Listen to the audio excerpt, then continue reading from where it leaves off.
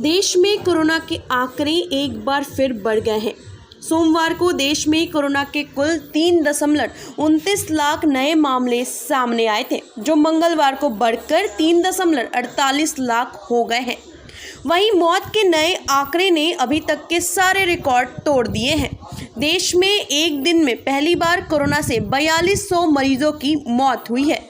इससे पहले 7 मई को देश में सबसे ज़्यादा मौतें हुई थी, जब एक दिन में 4187 कोरोना मरीजों ने जान गंवाई थी। सक्रिय मामलों की बात करें तो कर्नाटक ने महाराष्ट्र को पीछे छोड़ दिया है। यहां कोरोना के 5,47,492 सक्रिय मामले हैं। वहीं महाराष्ट्र में 5,58,996 सक्रिय मामले हैं। देश में ऑक्सीजन की वजह से मौत का सिलसिला थम नहीं रहा है। गोवा में ऑक्सीजन सप्लाई बाधित होने से 4 घंटे में 26 मरीजों की जान चली गई। राज्य के स्वास्थ्य मंत्री विश्वजीत राणे ने जांच के आदेश दिए हैं। वहीं हाई कोर्ट आज मामले पर सुनवाई करेगा। अब हम आपको बताते हैं कि देश के अलग अलग राज्यों में कितने कोरोना के नए मामले सामने आए हैं।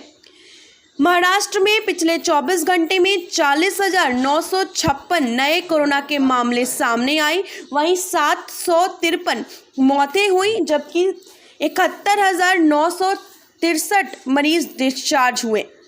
अब बात करते हैं देश की राजधानी दिल्ली की। दिल्ली में पिछले 24 घंटे में कोरोना के वजह से 12,471 नए मामले कोरोना के सामने आए हैं। इस दौरान 13,548 लोग डिस्चार्ज हुए और 347 लोगों की मृत्यु दर्ज की गई।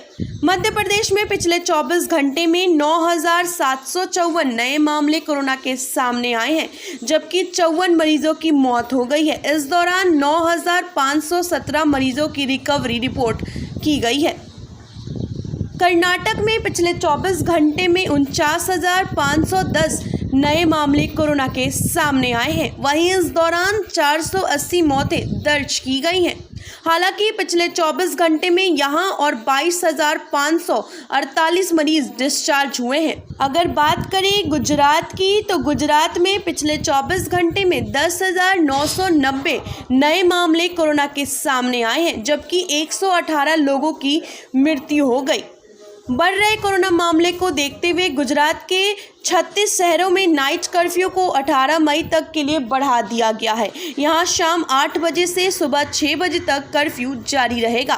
पिछले 24 घंटे में पंजाब में 8,668 नए कोविड मामले सामने आए। 217 लोगों की मौत हो गई। वहीं 7,324 लोग रिकवर हो गए। अगर बात करें बिहार की, तो बिहार में 10,920 नए मामले कोरोना के सामने आए हैं, जिससे सक्रिय मामलों की कुल संख्या 1,02,099 हो गई है।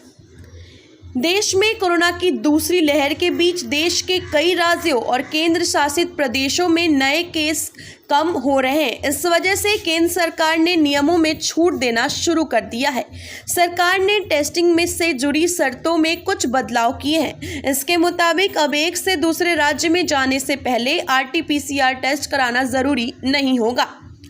मामले बढ़ने के साथ ही कई राज्यों में अपने यहां आने के लिए कोरोना टेस्ट की निगेटिव रिपोर्ट जरूरी कर दी गई थी। इसके अलावा नई गाइडलाइंस के मुताबिक अगर मरीज को 5 दिन से बुखार नहीं है तो उसे हॉस्पिटल से डिस्चार्ज करने से पहले भी RT-PCR टेस्ट करने की ज़रूरत नहीं होगी।